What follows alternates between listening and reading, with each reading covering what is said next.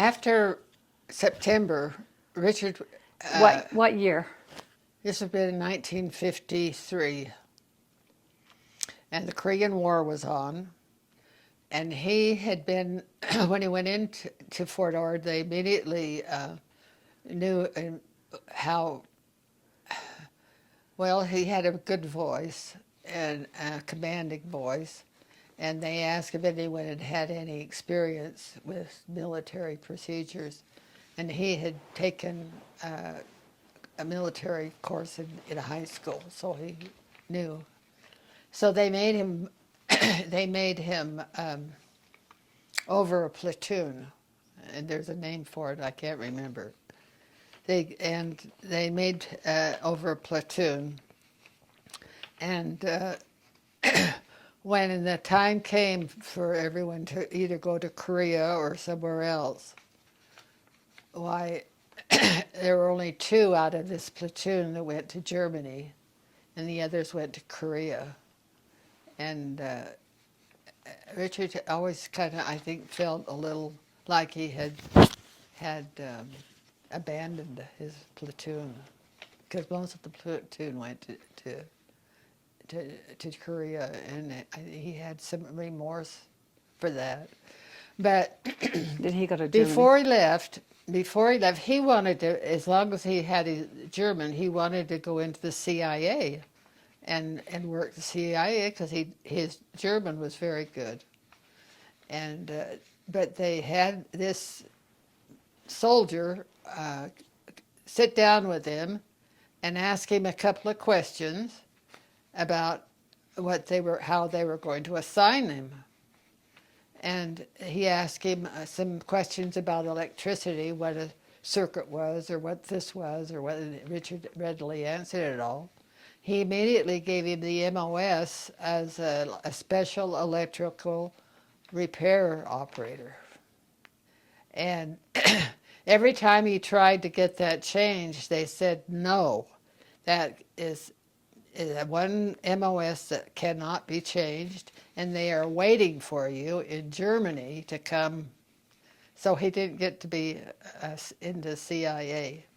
So he left in September, and I was going to go to school while he was gone. I signed up for business school in Oakland, but I was only there for about a month. And I didn't really like what I was doing, and so I said, well, I think I'm going to get a job.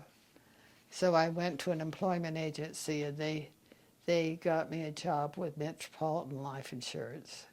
And so I would I would drive into Oakland with my father and for work, and then I would come home on the Greyhound bus, and then my mother would come and pick me up. And so I lived with my parents for 9 months and worked while he was in Germany. Then in July, I had saved enough to get an airline ticket, and I think I paid almost $800 just for one way. Back then, that was a lot of money. And my parents picked me up at work in Oakland and drove me over to the San Francisco airport. And I was all packed. I could only take 40 pounds with me. And I got on this, I can't remember, I think it was United. And it was not a jet, it was a propeller, and it didn't have the pressurized cabin. It was very noisy. I got on it at 8 o'clock at night, and I didn't get to New York until 10 o'clock the next morning. That's how long it took me to fly. Then at 12 noon, I boarded a Swiss Air, and I didn't get to Germany until I think it was noon the next day. It was almost 24 hours to go from New York to Germany, and it was a long, and that sound in your ears, it was hard, but we were happy to see each other. Richard was very afraid that he was not going to recognize me when I got off the plane, but he did, and everything just was wonderful. And he had arranged to rent a room in a new home, which was almost unbelievable. It's only because he could speak German that we got this nice home, a nice room. And there were wives there that were living in revised chicken coops, Mm. and then another one. It was a fairly nice home, but this one I just couldn't believe. She was this couple. She was from South America, but we made a lot of good friends in Germany, and while we were there, a colonel came to serve in Heidelberg. He was a dentist, and they made him the president of the Heidelberg branch. And it was at that time he chose, out of all the people that could have been his counselors, he chose Richard to be a counselor. And then there was another man there by the name of Epperson, Lawrence Epperson, who served as his other counselor. And so we had a lot of good experiences with the branch there. They made me, I think, in charge of the primary there, and there were probably, maybe 10 or 12 children that primary age. And I didn't know anything about what to do and how to conduct it. It was a pretty interesting experience being a president of primary and didn't even know what you're doing. But we lived in this house, and we paid $30 a month for this room. And then I would have a lot of the single servicemen come to dinner. Richard had arranged, the house was arranged that the room was right across from the bathroom, but the toilet was in a separate. It was just a sink and a tub. Mm-hmm. And he had arranged for them to bring in a dresser that I could put things in for cooking and this type of thing, and then a hot plate on top of the dresser.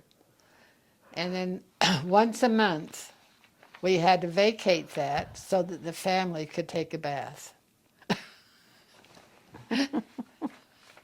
It was, and then the bath, in order to take a bath, you had to heat your own water. There was a water tank at the end of the tub. And this was a brand new home that had just been built in Switzerland. And then they had their mother-in-law was living in the room next to us, Oma. I called her Oma. And she could only speak German, and I could only speak English. But we used sign language, and we just were able to talk and learn to love each other. This Oma, and I'd get my housework done in this room in less than 2 or 3 hours. Richard had to go to base at 5, and so I'd get up and get his breakfast, and then I'd go back to bed until about 8 or so, and then I'd get everything I needed to be done by 9 or 10, and I had the rest of the day. So I would catch the army bus into Heidelberg, and I would roam the Strasse, the Hauptstrasse, the main street, and just window shop. I didn't have any money. This one place I'll always remember, it had a full wall of Hummels, and those Hummels were anywhere from maybe $2 to $3 a piece that I could have bought, but I couldn't afford them. So I think I may have bought one, but I don't think so. So I've been buying a few Hummels in my old age. But so that was on then, and then I would for lunch I would buy a pretzel for maybe a couple of pfennigs, That's what Phoenix was part of the German money system. And the nice thing about it is that we got 4 marks for every dollar. So we lived pretty well. We had to watch our accounts and what we spent. Mother sent me $100 because I didn't have a reception, and so she sent me this $100. And there was this wonderful, beautiful china set that I wanted, and it would have in the States it would have been $400 or $500. Now it would be thousands of dollars, and I wanted to buy that. And Richard taught me a lesson. He said, "Honey, we need to be practical." So, I ended up instead of buying this beautiful china, it was Thanksgiving, and we were going to have these servicemen for Thanksgiving dinner, and I didn't have enough china. So I went and bought 9 place settings of this stoneware, and I bought all kinds of plates and bowls, and it just, you couldn't believe. And then besides that, I bought stainless steel for 9 place settings, and and then I spent I think I bought a Westinghouse roaster, and that's what I cooked the turkey in. And that all came, that I just mentioned, the dishes, the silverware, the roaster, all under $100 from Germany. And I've since given the dinnerware and things to my son, Stephen, who served a mission in Germany. But those are fond memories. Fixing that turkey in the roaster, and I made rolls from scratch, and I had to go downstairs and use the oven in the people that we rented from, and she couldn't understand why we would want hot rolls. They don't eat hot bread at all in Germany. And so those are fond memories. And while we were there, this colonel, he was having his car delivered in Bremerhaven, and the fact that Richard was his counselor, he just asked us if we'd like to take the train to Bremerhaven and come back with him in his new car. I think it was a big Buick that he had. And so we did, and we came back through Brussels and then Holland. And as we were coming back into Germany, of course I had my passport, and I didn't have a proper visa. And these Germans, the border guards were talking between themselves. They said, well, we're not going to let her in. She doesn't have proper visa. And Richard understood what they were saying. And so he told Colonel Nielsen what was happening. He says, they're not going to let Loretta in. And Richard, as a colonel was pretty high in the German army. And as a colonel, they didn't question. And he marched over to him and he said, she's coming with us. And so I got in. I didn't have to, wasn't abandoned on the border. So that was an interesting experience. And then another time we had a good friend, the Gilmores, Kathy and Clint Gilmore, and we decided we'd take this trip to France. And we went to, we couldn't afford to rent a car from a rent-a-car place. So they went and approached, I think, a sergeant who had a car and said, can we rent your car? And it was much less.